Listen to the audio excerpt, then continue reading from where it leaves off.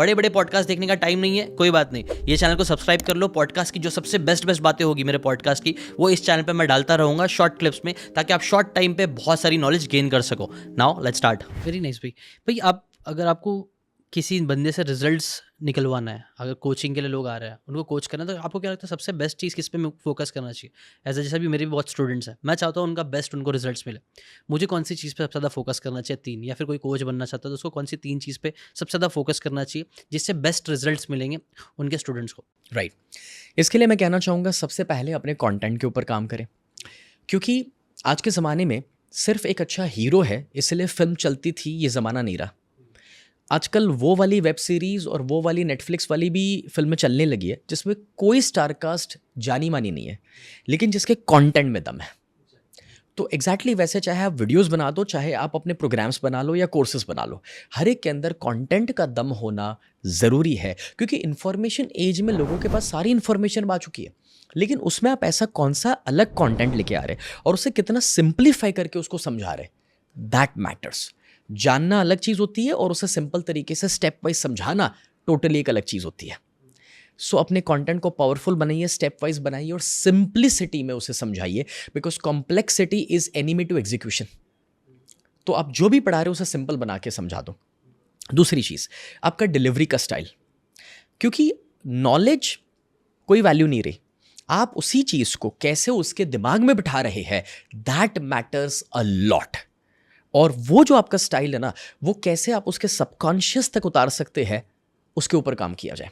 और वो हो सकता है आपकी स्टोरी टेलिंग के द्वारा, वो हो सकता है उसके राइट ब्रेन को इमेजिनेशन में लेके जाके, वो हो सकता है फैक्ट्स और फिगर्स को ऐड करके, वो हो सकता है उसे कोई गेम्स और एक्टिविटीज़ के द्वारा कुछ प्रैक्टिकल करवा करके, क्योंकि वो सारी थ्योरी भूल जाएगा बट प्रैक्टिसेस, गेम्स और एक्टिविटीज़ पूरी ज़िंदगी वो याद रखेगा। इसलिए हम हमारे काफ़ी सारे प्रोग्राम्स में अगर हेल्थ के सेशंस हैं तो लोगों को हाइकिंग और ट्रैकिंग पे लेके जाते हैं। हम लोग जैसे even mount Everest base camp कर चुके हैं पार्टिसिपेंट्स के साथ, और हर साल ये करने का प्लान करते हैं। क्योंकि अगर आप वहाँ लेके जाओगे ना तो फिटनेस फिर पढ़ाने की ज़रूरत नहीं है आपको, वो एक्सपीरियंस लाइफ लॉन्ग बन गया उसके लिए। मैं अभी तक 300 पार्टिसिपेंट्स को स्काई डाइविंग लेके गया हूँ। अब अगर माइंडसेट की बात करें तो सिर्फ थ्योरी पढ़ाने से नहीं होगा, लेकिन स्काई डाइविंग करवा लिया तो माइंडसेट बन गया आपका। तो ये तरीके के ऊपर फोकस करना है। और तीसरा जो चीज़ है, अगर कोच आप बन रहे हैं तो पहला था कंटेंट, दूसरा था आपका डिलीवरी का स्टाइल, और अब तीसरी चीज़ सबसे ज़्यादा मैटर करेगी, और वो है कि ज़्यादातर अच्छे कोचेस भी फेल होते हैं, क्योंकि वो लोग जब लास्ट में बेचने की बात आती है, मांगने की बात आती है, तो उनके अंदर एक झिझक है और उनकी एनर्जी ड्रॉप हो जाती है।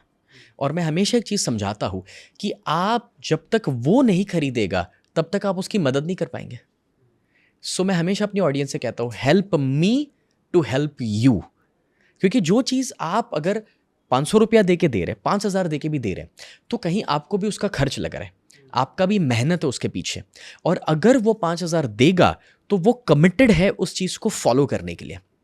आपको भी पता है कि यहाँ पर शादियों में थाली में कितना खाना वेस्ट करके फेंक दिया जाता है, लेकिन अगर वही आदमी रेस्टोरेंट में बिल पे कर रहा है अपनी जेब से तो खाना वेस्ट नहीं होता, उसे पार्सल करा के लेके जाता है। और इसलिए जिन्हें ये लगता है कि बेचना बुरा है, वो सारे कोचेस से मैं कहना चाहूँगा कि सेलिंग इज सर्विंग।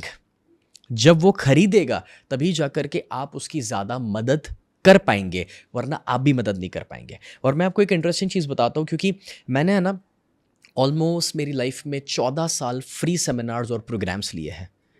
मैं डायनेमिक योगा बोल के प्रोग्राम्स फ्री ले चुका हूँ, कृष्ण के ऊपर भगवत गीता के प्रोग्राम्स ले चुका हूँ, और ये बरसों तक मैंने फ्री लिए। 10 लाख लोगों को मैंने फ्री सेशंस दिए हैं। मगर मैंने एक चीज़ ऑब्जर्व करी है, फ्री में लोग सुनते हैं, ताली बजाते हैं, उसे फॉलो करना और इम्प्लीमेंट करना कभी कभार नहीं होता। और इंसान जब पे करके आता ना तो उसको इम्प्लीमेंट करता है। आप किसी को गिफ्ट फ्री में दे दो, लाइक कोई बुक फ्री में दे दो, तो शायद वो नहीं पढ़ेगा, लेकिन खुद 500 रुपये देकर खरीदेगा ना तो उसकी वैल्यू बढ़ जाती है, वो एटलीस्ट कुछ तो पढ़ता है। So content, delivery and sales. Completely agree भाई, तीनों पॉइंट मुझे लगता है बहुत ज़्यादा इंपॉर्टेंट है, और मैं भी ये चीज़ नोटिस कर रहा हूँ, मुझे भी कहीं ना कहीं एक्सपीरियंस में समझ में था, हाँ ये सब चीज़ें काफ़ी ज़्यादा इंपॉर्टेंट है। अगर आपको ये बातें काम की लगी होगी तो do check out the full podcast यार, जाके देखो, डिटेल में चीज़ों को समझो, तब ज़्यादा अच्छे से समझ में आएगा, ज़्यादा अच्छे से आप अपनी ज़िंदगी में चीज़ें अप्लाई कर पाओगे। Thanks so much and subscribe this channel.